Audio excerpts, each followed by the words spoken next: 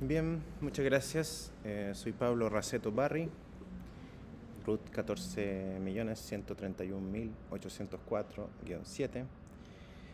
Vengo a hablar de los mecanismos de democracia directa en la nueva Constitución y a proponer, en base a nuestra agrupación vinculante, algunas sugerencias para el articulado, en base al modelo suizo de democracia directa. Como antecedente, digamos, dos puntos básicos. Uno, de que hay un conflicto social latente en Chile y en muchos otros países. Y en particular en Chile tenemos una tradición fuerte en democracia, tenemos una historia democrática particularmente robusta. Y esos dos elementos, el conflicto social y nuestra tradición democrática, creo que son dos puntos claves para favorecer incluir mecanismos robustos de democracia directa en la nueva Constitución. Respecto al conflicto social, es fundamental pensar en cómo ocurre el proceso de los conflictos sociales, que cuando la ciudadanía se encuentra en un conflicto con el Estado, lo que ocurre es que la ciudadanía, la única forma que tiene de manifestar su digamos, discrepancia con el Estado es mediante manifestaciones y protestas callejeras, lo cual lleva finalmente a violencia, muertes, represión, altos costos económicos y sociales. Y si bien esto genera un cambio social habitualmente, además de tener un alto costo, retroalimenta el conflicto y las manifestaciones y las protestas.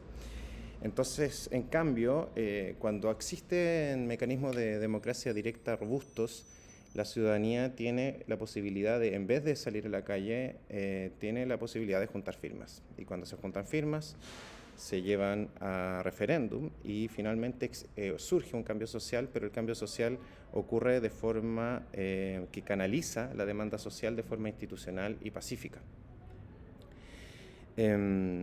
Entonces, lo que nosotros proponemos y queremos proponer aquí es que se tome más fuertemente el diseño suizo como ejemplo para el articulado de la propuesta constitucional.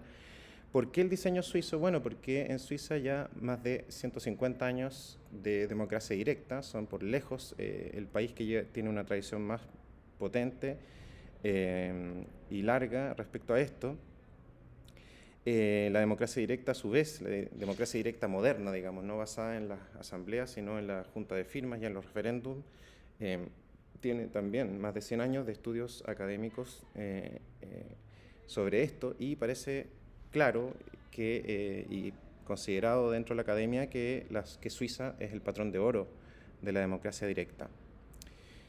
Entonces, respecto a la forma en que se trata el veto y la derogación de leyes, resulta que en Suiza se dan 100 días, ¿ya?, para comenzar la redacción, para recolectar firmas desde que se aprueba la ley en el Congreso. Y el número de firmas mínimo corresponde a un 0,9% del padrón electoral. Y, tercer punto, en caso de que se obtengan las firmas, la ley no se promulga, ya no se publica en el diario oficial, y su confirmación o veto se dirime en referéndum. Entonces, ¿qué propuesta tenemos respecto al diseño actual que tiene particularmente el artículo 48 del articulado realizado por los expertos? El articulado habla de un 3% de firmas, digamos, de apoyo respecto al último padrón electoral, habla de la derogación de las leyes y, por lo mismo, establece una cierta cantidad de tiempo para la recolección de firmas desde que la ley es publicada, ¿ya? Es decir, es promulgada. En cambio, ¿qué es lo que pasa en Suiza? En Suiza, la recolección de firmas ocurre antes de que se publique la ley, ¿ya? Desde que se aprueba la ley en el Congreso, se esperan 100 días para publicarla o promulgarla en el diario oficial, ¿ya? Y ese es el periodo de recolección de firmas. ¿Por qué? Porque la derogación de leyes ya promulgadas genera incertidumbre jurídica, ¿ya? Si es que se aprueba una ley y resulta que hay que esperar tiempo en que podrían recolectarse firmas, ¿ya?, genera una desconfianza respecto a que la ley efectivamente se pueda cumplir. Y además implica altos costos prácticos, porque implicaría revertir procesos legales que ya se inician.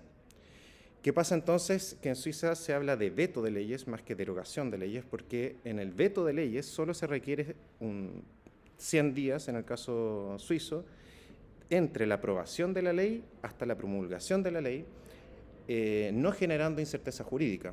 ¿Por qué? Bueno, porque una vez que, si es que no se cumplen las juntas de firmas, bueno, si se cumple la junta de firmas no se promulga la ley, y si se juntan las firmas, y si no se juntan, el día hábil 101 se publica la ley, y de ahí en adelante se acaba la incerteza jurídica. ¿Qué pasa con la necesidad de esperar tiempo entre que se aprueba la ley hasta que se promulga? Esperar 100 días, uno dice, pucha, hay que esperar 3 meses desde que se aprueban las leyes en el Congreso hasta que se publican en el diario oficial. Y resulta que hay algunas leyes que son urgentes, que tal vez no pueden esperar 3 meses. Bueno, en ese caso las leyes pueden ser promulgadas inmediatamente, una vez aprobadas en el Congreso, cuando hay mayoría cualificada, típicamente 2/3, y si se presentan las firmas necesarias dentro del plazo de los 100 días, la ley debe ser plebiscitada dentro de 1 año desde su aprobación. ¿Ya? Por lo tanto, para las leyes urgentes hay una forma específica de resolver el problema. ¿Qué otras diferencias con el diseño suizo? ¿Ya? El diseño suizo, en segundo lugar, no exige que haya que recolectar firmas antes de la presentación de la iniciativa de veto en el servicio electoral. ¿Por qué? Bueno, porque una iniciativa que no ha sido ingresada oficialmente es muy difícil, si no imposible, que logre respaldo ciudadano. O sea, una moción que ni siquiera tiene estatus formal en un registro electoral. Además, bueno, y por lo tanto hay un solo periodo de recolección de firmas, contrario a cómo está el articulado en la actualidad, que comienza cuando se admite la iniciativa en el servicio electoral y que termina cuando se cumplen los 100 días desde aprobada la ley.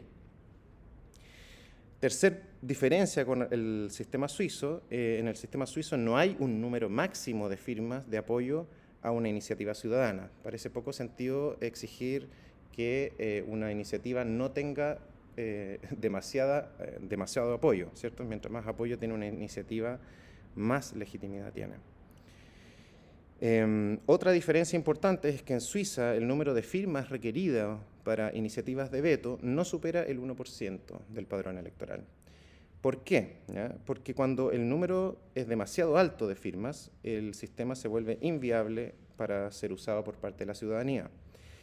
Pensemos que el 1% del padrón electoral en Chile corresponde a 150.000 personas. O sea, 150.000 firmas se tendrían que lograr en 100 días o en 60, como en la actualidad se tiene, digamos, el articulado, y se está exigiendo 3% del padrón electoral, es decir, se están exigiendo 400.000 firmas. Resulta que si comparamos 400.000 firmas con la realidad chilena, pensemos que en el proceso constitucional anterior, con Mi Plata No, que fue la iniciativa con más firmas y en un momento de mucho interés social por el tema, se lograron 57.000 firmas en casi 3 meses. 47.000. Es la más votada, ¿ya? La más firmada, perdón. Entonces, exigir 450.000 versus, considerando que lo que más se logró fueron 57.000, evidentemente haría que esto simplemente no sea posible de usar. Y si comparamos con otros parámetros, por ejemplo, para validar un partido político se requieren 18.000 firmas y se da 1 año de plazo. 18.000 versus 450.000 para una iniciativa. Y para un candidato a presidente se requieren 35.000 firmas en 9 meses. Por lo tanto, pedir más de un 1% de firmas respecto al padrón electoral, sobre todo para un periodo tan corto de tiempo, 60 días o 100 días idealmente, es muy bajo. Por lo tanto, bueno, voy a mandar el texto adjunto a esto, pero esencialmente en el artículo 48 estamos proponiendo lo siguiente: un grupo de personas habilitadas para sufragar, equivalente al 1% del último padrón electoral, podrá presentar ante el Servicio Electoral una iniciativa de veto de proyecto de ley. ¿Ya? Actualmente dice derogación total o parcial de ley. Para que sea votada en un referendo, eso sigue igual, dentro de los 100 días siguientes de su aprobación. ¿Ya? En el texto dice dentro de los 60 días siguientes desde su publicación. ¿Ya? Recuerdo entonces este punto, si es que se empieza desde que ya se publicó la ley, entonces genera incertidumbre jurídica porque la ley ya está publicada y está generando incertidumbre respecto a su aplicabilidad. En cambio, el veto hace que ese plazo de la recolección de firmas ocurra antes de que se promulgue la ley. Y por último, las leyes que urgentes, digamos, pueden ser promulgadas inmediatamente y con esta salvedad de que si se reúnen las firmas, bueno, igual se tiene que someter a plebiscito dentro de un año. Eso respecto al artículo 48. Respecto al artículo 47, que tiene que ver con las iniciativas de norma, ¿ya? No de veto o de derogación, se habla en el articulado actual de un 4%, muy alto, estamos hablando de 600.000 firmas, ¿ya? Recuerdo que 600.000, muchísimo más que 57.000, que es lo que más se lograba en Chile hasta ahora. Y sobre todo importante que cuando se juntan las firmas va al Congreso a ser tramitado legislativamente, es decir, no va directamente a referéndum. En Suiza, sí que se juntan las firmas, va directamente a referéndum. ¿Y por qué esto? Porque el objetivo de canalizar las demandas ciudadanas se revierte si el esfuerzo de recolección ciudadano solo lleva a la tramitación al Congreso. Si no se lleva a referendo, porque el Congreso decide no llevarlo a referendo, el conflicto escala en vez de canalizarse democráticamente. Es decir, se genera el efecto contrario al deseado en democracia directa. Segundo lugar, en Suiza se permiten 18 meses de recolección. ¿Por qué? Porque, bueno, los 100 días, que es corto para un veto, se hace porque, bueno, no se puede esperar mucho para promulgar una ley, pero como estas son iniciativas nuevas, se puede perfectamente esperar 1 año y medio, como en el caso de Suiza. En Suiza se tiene menos de 2% del padrón electoral para las iniciativas y, punto fundamental, en